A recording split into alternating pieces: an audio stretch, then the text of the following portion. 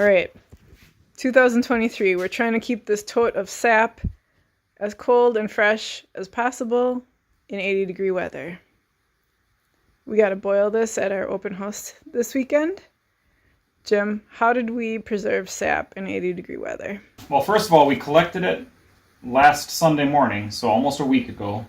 We collected it early in the morning when the sap was as cold as possible in the bags.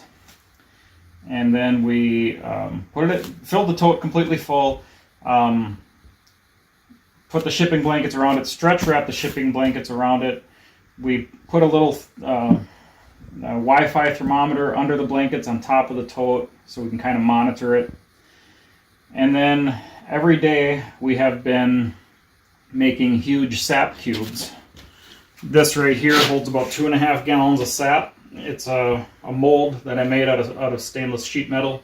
Every day we've been pouring these big, huge sap cubes into the tank, and then pumping from that tank to fill the mold back up to make more ice. We've been doing that twice a day, so we've maintained a temperature in the high 30s. It has been mid 80s every day this week except for Monday, and it's going to be mid 80s again tomorrow, so it's been a challenge.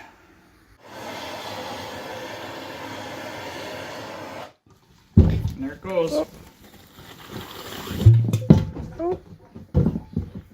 All right. So we've been doing that a couple times a day. It's been another chore during our busy season, but it's important that we have real sap to run this evaporator for our open house because nothing boils like real sap.